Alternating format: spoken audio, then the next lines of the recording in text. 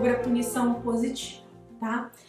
A primeira coisa que vocês precisam saber sobre procedimentos que diminuem comportamento é que eles, para serem utilizados como um sistema de educação, de ensino da criança, eu preciso de aprovação necessariamente da família. A família precisa estar ciente, a família precisa concordar com aquele procedimento, precisa saber quais são as consequências dele, precisa entender, e existem muitas consequências. Mari, quais? Eu tenho um podcast da Iluminar, tá? Onde eu falo somente sobre efeitos colaterais da punição. Então escutem esse podcast da Iluminar que fala somente sobre efeitos colaterais da punição. Tem no canal da Spotify, tem na Apple, tem no nosso site, se você não... onde eu escuto? No nosso site está disponibilizado todos os podcasts, tá?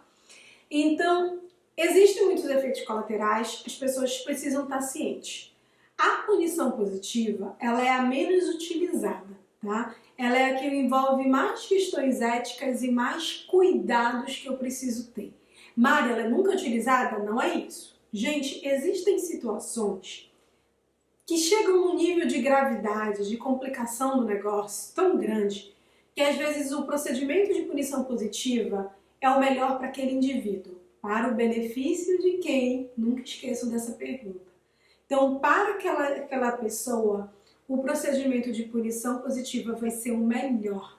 E eu preciso verificar esses contextos, verificar esses momentos. E o profissional vai orientar vocês sobre isso.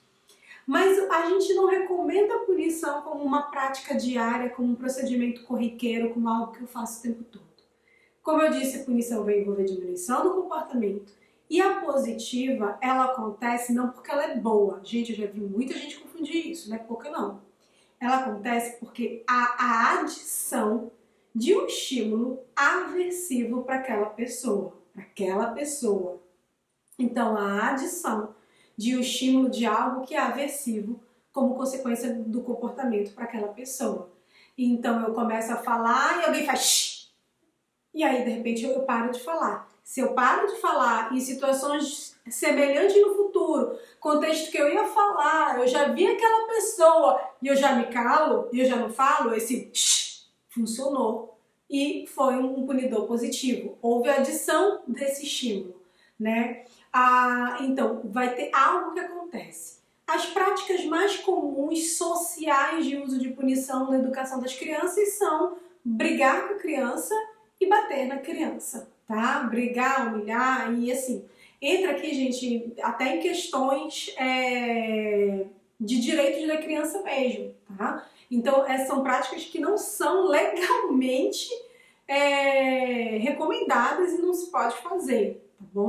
Por isso que procedimentos de punição, vai envolver isso? Vai envolver o brigar? Vai envolver o bater? Bater nunca, tá? Existem algumas situações onde vão ser colocadas questões, por exemplo, de fazer um não em um tom de voz mais firme para a criança. Não! Então isso é utilizado muitas vezes com punição positiva. Existem situações onde se vai pedir para a criança fazer um esforço físico. Então, sabe aquela coisa que treinador faz? Fez alguma coisa errada, paga 5 flexões, 5 nunca, né? Paga 50 flexões, paga 100, corre por 5 minutos. Então, existem alguns procedimentos que vão envolver essa questão da punição física. Na literatura comportamental já existe bastante dados sobre alguns tipos de forma de usar punição que funcionam. Aqui, gente, a ideia é que quando se faz um procedimento de punição, existe controle, existe cuidado, existe ética. Ele não é usado sozinho, sempre é usado, sempre. Isso é recomendação aqui do BACB, né? Sempre ele é usado com conjunto com procedimentos de reforçamento, com procedimentos onde a criança ela aprenda habilidade nova com reforçamento positivo. Se tem um cuidado muito grande que a gente fala de enriquecer o ambiente dessa criança, então que a criança tenha o máximo de afeto, carinho, amor, atenção, reforçadores ao longo do dia. Então tem vários cuidados éticos envolvidos no uso da punição. E ela é usada com a menor dosagem possível que funciona. Essa é a ideia, a menor dosagem possível que funciona. Não é princípio do procedimento humilhar, Não é princípio do procedimento fazer com que o outro se sinta, me desculpe a expressão, mas sinta um nicho. Não é essa a ideia.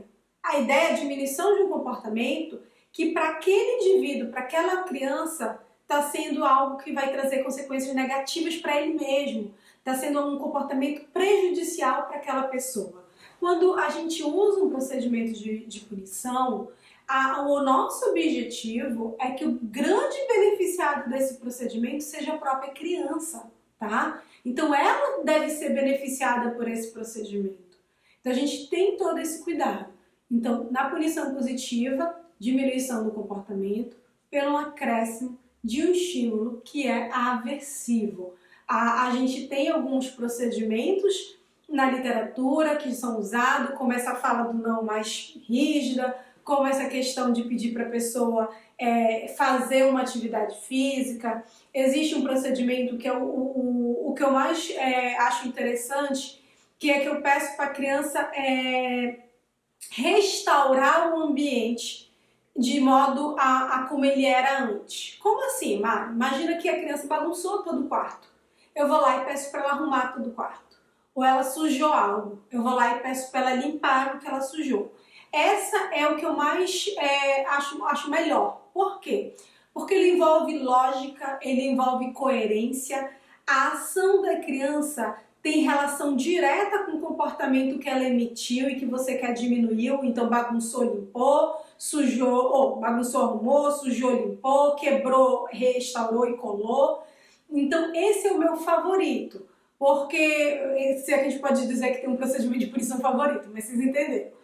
Porque ele tem uma lógica, ele tem uma coerência, ele tem uma consistência com aquele comportamento, está relacionado. Por que isso, gente? Às vezes eu vejo procedimentos de punição que não tem nada a ver, alhos com bugalhos, entendeu? O que tem a ver você brigar com a criança e colocar ela, bater nela, com o fato dela não ter feito o dever de casa? Não tem nada a ver, gente. O não ter feito o dever de casa não tem nada a ver com isso. Se ela não fez o dever de casa, ela tem que o quê? Fazer o dever de casa. É lógico, é coerente, é óbvio. Bater nela não vai ensiná-la a fazer o dever de casa. Fazer o dever de casa vai ensiná-la a fazer o dever de casa. Vocês observam isso? Então é muito melhor quando a gente usa de procedimentos que tem uma certa coerência com o que aconteceu, que tem uma coerência com a própria ação. Eu preciso ser coerente. Então, isso é algo essencial, isso é algo que eu preciso estar atento, certo? Então, é melhor no caso esse. Tem um que ele é meio que derivado desse, que a ideia é que, além de pedir para a pessoa refazer aquela ação, eu peço para ela fazer algo a mais. Então, digamos que ela derrubou aqui o chá e sujou. Além de limpar a mesa que sujou de chá, eu peço para ela limpar o sofá, limpar a parede, limpar alguma coisa a mais, tá? Ou então ela bagunçou os brinquedos e deixou desarrumado. Além de pedir para ela organizar os brinquedos, eu peço para ela também arrumar a cama. Então, essa é uma forma de ter algo a mais. A gente precisa ter muitos cuidados ao usar procedimentos. Eu dei aqui só alguns exemplos para vocês, gente. Existem outros procedimentos de punição positiva, tá? A gente precisa ter muito cuidado. Escutem o podcast. O uso de punição gera respostas emocionais, muitas vezes, de agressividade, de choro, de tristeza. Muitas vezes a pessoa que usa esse procedimento, principalmente quando ele é usado sem coerência, torto direito, que dando na minha cabeça eu vou te punir, entendeu? Tem gente que faz isso. Ou tem gente que quer usar punição pra tudo. A criança respirou, não respire, entendeu? Sério mesmo. Tem gente que quer usar a punição, que usa isso como prática educativa pra tudo. Tudo gera punição, tudo gera punição, tudo gera punição. Então, isso leva a muitos comportamentos problema. Aquela pessoa, ela se torna um agente punidor. Você começa a evitar aquela pessoa, porque o que a gente faz? Reforçamento negativo. Gente, diante do aversivo, fuga e esquiva. Você começa a evitar aquela pessoa. Às vezes, você começa a evitar o ambiente onde aquela pessoa tá inserida. Vamos falar de fuga escolar, né? Nesse sentido. Às vezes você passa, a primeira oportunidade que tem, você não entra mais em contato com aquilo. Ou então o comportamento ele melhora, mas só melhora na frente do agente punidor, ele não melhora de fato. ou ele melhora na frente daquele agente punidor e piora horrores em outro local. Então, assim, são tantos efeitos colaterais. Eu recomendo muito, tem um livro que eu amo que se chama Coerção, do Seligman. É um livro que eu acho que vale muito a pena vocês lerem, tá? É uma leitura super gostosa, super... Ele batendo um papo aqui com você, falando sobre isso. É um livro que foi um divisor de águas na área. E veja bem, Mari, então você é totalmente contra a punição positiva? Gente, não é isso. Eu acho que é necessário a gente, inclusive, ter estudos sobre isso, ter pesquisas sobre isso. O número de estudos e pesquisas sobre procedimentos de punição tem caído a cada ano, né? E a gente precisa investigar. Até quando eu não quero usar algo, eu preciso entender como esse algo funciona. Eu preciso entender esses procedimentos até para pensar em alternativas. Então não é contra o procedimento, é que a gente precisa se perguntar se eu já tentei outras coisas antes, se eu tentei estratégias de reforçamento positivo antes, se elas funcionaram, se não funcionaram, por que não funcionaram. Eu preciso ter muito domínio, conhecimento muito grande para usar um procedimento de punição.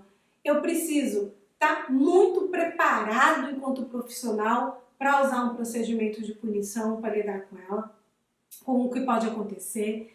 Eu preciso ter muito cuidado ético para usar um procedimento de punição e eu preciso tirar esse procedimento o mais rápido possível. A ideia é que eu não fique usando o procedimento de punição para sempre. A ideia é que o mais rápido que eu possa, eu retiro esse procedimento, tá? Uma coisa que muitas vezes a gente acaba fazendo é que se eu vejo uma família que tem práticas de punição, ela vai usar de práticas de punição. Isso faz parte de como eles acreditam que deve ser um modelo de educação. Quer eu queira, quer não. Já tentei conversar, tentei explicar, coloquei outras práticas. Nada funcionou. Eu prefiro, em casos como esse, eu explicar para eles como eles podem fazer esse procedimento de modo que seja eficiente e não seja o mínimo de aversivo para o cliente, e a gente consiga andar e sair dali. Então é melhor que se use com conhecimento de como usar, como fazer, com ética, com cuidado, com o fim de diminuir o comportamento que é ruim para aquela criança, em conjunto com práticas positivas, do que eu simplesmente fingir que eu não estou vendo, que não acontece, que eu sei que acontece, e aí de repente a escola, os cuidadores continuam usando esse procedimento e sem esse suporte de um profissional para estar ajudando. Então eu preciso saber quais são as minhas limitações, gente. A gente precisa saber que cada pessoa vem de uma história de vida única. Às vezes o pai, assim, é muito difícil um caso que não seja. O pai tá tentando o melhor, gente. Tá tentando o melhor que ele pode. Ele tá lidando com como ele foi educado.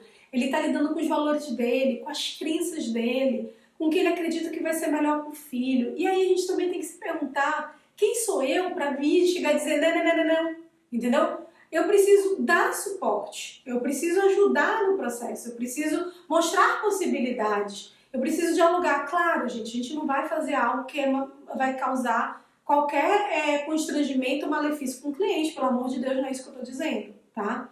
Mas eu preciso conhecer os valores, as crenças e a realidade do meu cliente e ver como eu posso ajudar dentro de cada realidade. E não é simples, gente. Não é 880, existe uma escala, existe uma complexidade que não é simplista. E eu preciso olhar para essa complexidade para fazer a minha melhor atuação profissional, tá bom? Então, procedimento de punição, redução do comportamento, autoestímulo aversivo, é um procedimento que tem muitos efeitos colaterais envolvidos, eu preciso ter muito cuidado em como fazer, como aplicá-lo de forma mais completa. Todos esses temas, gente, que eu tô falando aqui para vocês enquanto princípios básicos, no curso do Atuação Luminar em Aba, eu discuto profundamente esses assuntos e como fazer, tá? Então agora eles estão disponíveis por módulos, então se vocês quiserem aprofundar, podem dar uma olhada lá.